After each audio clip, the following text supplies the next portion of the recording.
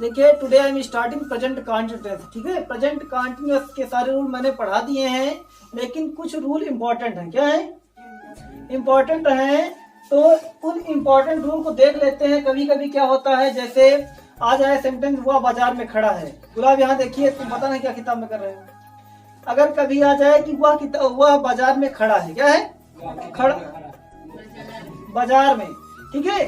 अभी तुमको दिया जाएगा तो वो कंफ्यूज हो जाएगा। क्या हो जाएगा? कंफ्यूज। तो तुम सोचोगे खड़ा है, पड़ा है, लेटा हुआ है, सोया हुआ है, ऐसे सेंटेंस किस में करते हैं, ठीक है। तो ये कर्ता की पोजीशन होती है। क्या होती है? पोजीशन क्या है? पोजीशन मतलब वो होता है कि अगर जो सब्जेक्ट होता है, जो कर्ता होता है, वो खड़ा है कि लेटा हुआ है कि सोया हुआ है, ये पोजीशन होती है। क्या होती है?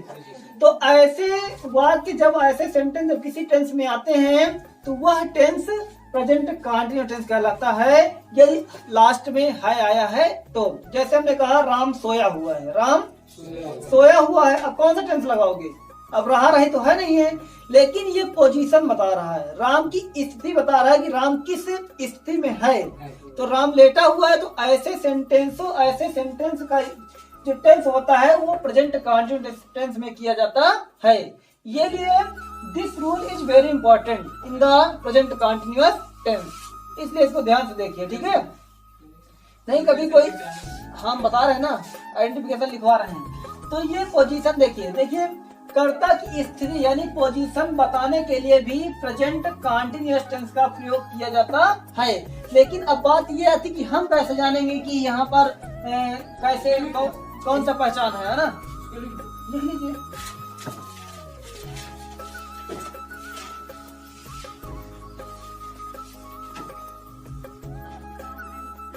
कर्ता की स्थिति यानी पोजीशन बताने के लिए भी प्रेजेंट कंटिन्यूअस टेंस का प्रयोग किया जाता है। देखिए आप इसको हम इरेज कर रहे हैं, ठीक है। अब इसकी हम पहचान देखते हैं कि पहचान इसकी क्या है। पहचान देखिए, जब वाक्य के अंत में जब वाक्य के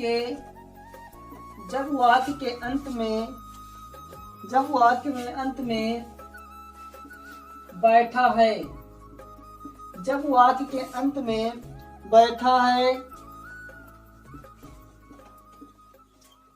खड़ा है, पड़ा है। जब वाक्य के अंत में बैठा है, खड़ा है, पड़ा है या बैठा हुआ है, बैठा हुआ है या लेटा हुआ है, लेटा हुआ है, लेटा हुआ है, सोया हुआ है, सोया हुआ है। जब वाक्य के अंत में बैठा है, खड़ा है, पड़ा है, बैठा हुआ है, लेटा हुआ है, सोया हुआ है, ये शब्द आ जाए तो ये शब्द आ जाए तो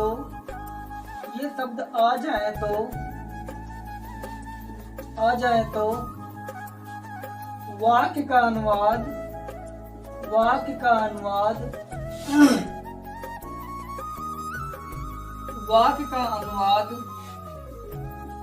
प्रेजेंट कंटिन्यूअस, वाक्य का अनुवाद प्रेजेंट कंटिन्यूअस टेंस में किया जाता है।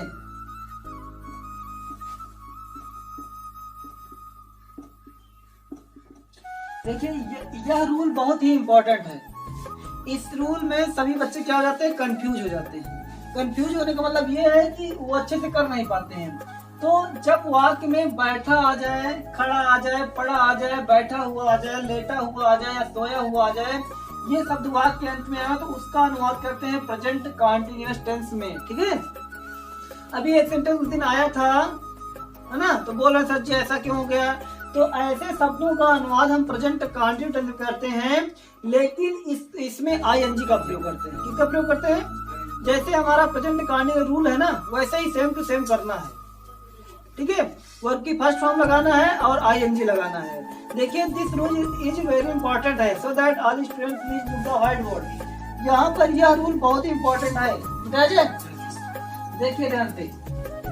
नहीं अगर ये रूल किसी को दोगे ना, ठीक है, वो एक बार सोचता है कि भैया इसमें क्या लगा है। जैसे राम, देखिए राम बाजार में खड़ा है, राम बाजार में खड़ा है, राम बाजार में खड़ा है, राम बाजार में खड़ा है। यहाँ देखो एक सेंटेंस, राम बाजार में खड़ा है, तो यहाँ लिखेंगे राम, क्या लिखेंगे, जो रूल मैंने पहले लिखवाए थे अफर्मेटिव, सेम टू सेम वही करना है, ठीक है। लेकिन अब यहाँ पर खड़ा लिखा है, क्या लिखा है, खड़ा है, तो राम इज, राम सिंगुलर है, क्या है, राम इज। खड़ा होने में जो होती है स्टैंड, क्या होती है, स्टैंड। कभी स्कूल गई हो, कहे भैया साइकिल स्टैंड बाहर है, साइकिल अपनी वहां खड़ा करिए, तो उसे बोलते हैं स्टैंड, क्या बोलते हैं। लेकिन यहाँ वो खड़े हैं तो स्टैंडिंग, ठीक है। स्टैंडिंग माने होता है खड़े कहाँ पर, बाजार में, in the market, in the standing, हाँ लगेगा। यहाँ देखो स्टैंडिंग, स्टैंडिंग माने होता है खड़े हैं कहाँ, in the market, in the market माने होता है बाजार में। तो जब ऐसा सेंटेंस वाक्य में खड़ा है, पड़ा हुआ है, लेटा हुआ है, सोया हुआ है, ये शब्द वाक्य में आए तो हेजिटेशन मत करना, ये प्रेजेंट कंटीन्यूअस में होता है। सुनो, अगर खड़ा है आ जाए तो प्रेजेंट कंटीन्यूअस, अगर खड़ा था तो past continuous, was you aware, ठीक है। तो ऐसे सेंटेंस देखिए, एक अगला वाक्य लिखिए, अगला वाक्य लिखिए, एक भिखारी दरवाजे पर खड़ा है, एक भिखारी दरवाजे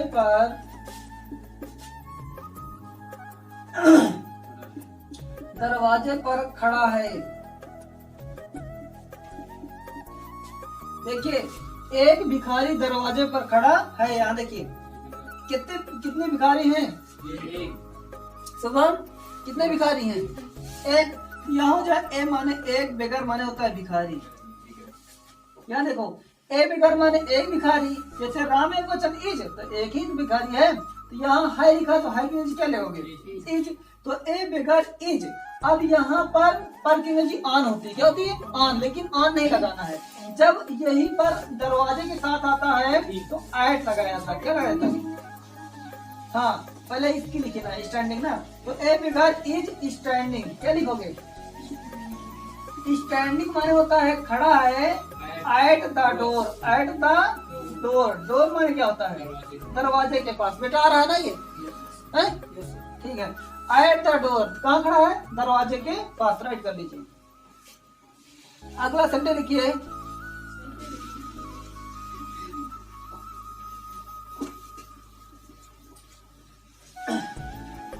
लिखिए कुछ पक्षी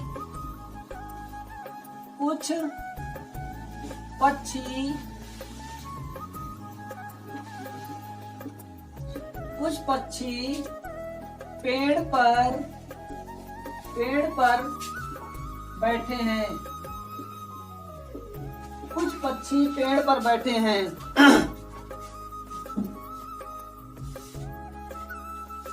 कुछ पक्षी पेड़ पर बैठे हैं। यहाँ देखो बेटा, यहाँ पहले देख लीजिए, उसके बाद राइट करिए। कुछ पक्षी लिखा, एक है कि बहुत सारे, मेरा पर कितने हैं, बहुत सारे। मंजू कितने हैं, बहुत सारे।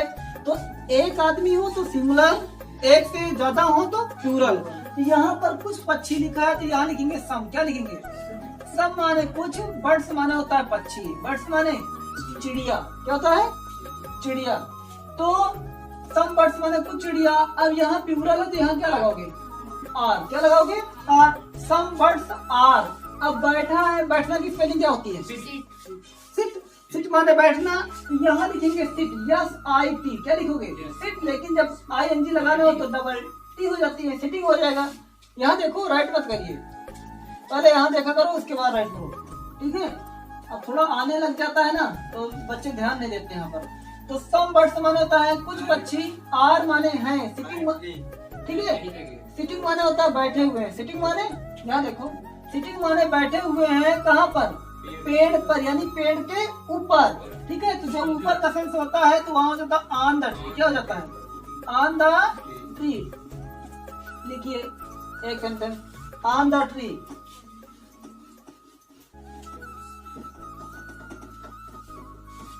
ठीक है, अगला सेंटेंस देखिए ध्यान से। अगला सेंटेंस हमारा है बच्चा बिस्तर पर लेटा हुआ है।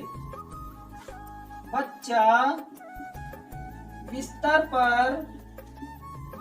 पर लेटा हुआ है। देखिए इसमें क्या कंपैरिजन है, इसमें लिखा है बैठे हैं, क्या लिखा है, बैठे हैं, वो इसमें लेटा हुआ है। तो डरिए नहीं, चाहे बैठे हैं चाहे बैठे हुए हैं, चाहे लेटे हैं चाहे लेटे हुए हैं, दोनों एक ही है। खड़े हैं या खड़े हुए हैं, एक ही सेंस होता है, ठीक है। तो जब एक ही सेंस हो तो तुमको क्या करना है, यहाँ पर बच्चा लिखा है, ठीक है, यहाँ लिखेंगे द चाइल्ड। द चाइल्ड माने क्या होता है, चाइल्ड माने बच्चा, इज माने है, यहाँ देखो, द चाइल्ड माने बच्चा, इज माने है क्या है, लेटा हुआ है। तो लाई माने होता है लेटना, क्या होता है, आईएनजी लगा लीजिए, लाई हो जाएगा। हाँ, तो जब आईएनजी लगाते हैं तो ई हट जाता है ना। तो द चाइल्ड माने बच्चा, इज माने, लाइंग माने होता है पड़ा हुआ है, लाइंग माने क्या होता है, पड़ा हुआ है, वो पड़े होने का मतलब होता है लेटा हुआ है, ठीक है। तो द चाइल्ड इज लाइंग माने पड़ा हुआ है कहाँ पर, बिस्तर पर, यानी बिस्तर के ऊपर, बिस्तर के। तो जब ऊपर का सेंस हो तो वहां ऑन लगाते हैं, क्या लगाते हैं, ऑन द बेड, क्या लगाते हैं, ऑन द बेड, ठीक है। तो ऐसे हो जाएगा the child is lying on the bed. तो मेरी किताबें यहाँ क्या हो जाएगा, माई बुक, माई बुक। अब यहाँ एस लगाइए क्योंकि किताबें दो से ज्यादा हैं। तो माई बुक्स माने मेरी किताबें, जब यहाँ एस लगेगा तो फिर ये भी बताएगा कि भैया हेल्पिंग और प्लूरल कर्ता के साथ, ठीक है। तो माई बुक्स माने होता है मेरी किताबें, आर माने है क्या है, पड़ी हुई है, क्या है। तो पढ़ना की स्पेलिंग होती है लाई, लाई मतलब तो लेटी हुई है, लाई मतलब लेटी हुई है। तो यहाँ LYING लगाना है। लाई माने होता है पड़ा होना या लेटा होना। तो लाइंग माने होता है पड़ी हुई है कहाँ पर, मेज पर, यानी मेज के ऊपर, कहाँ। तो जब ऊपर का सेंस हो तो ऑन द टेबल, क्या लिखोगे, on the table, TABLE, on the table.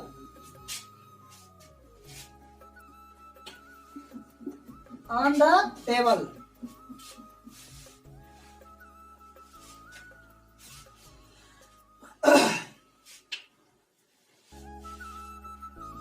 देखिए इसका नियम क्या है, पहले सब्जेक्ट लगाइए, ठीक है, सब्जेक्ट के बाद हेल्पिंग वर्ब यानी कि इज, एम, आर, ठीक है, फिर वर्ब में ING लगाइए और प्लस ऑब्जेक्ट। ये नियम है छोटा सा, ये रूल है, क्या है, रूल। राइट हो गया। चलिए अब लिख लीजिए। जैसे आप पास्ट में आते हैं तो मैं था, हाँ, उसमें जब पास्ट पढ़ाएंगे तो उसमें भी पढ़ाएंगे ना ये। हाँ हाँ, और क्या, अगर यहाँ पड़ी हुई थी आ जाए तो फिर वाज का प्रयोग, ठीक है। My books were lying on the table, अगर ये पास्ट में होता तो।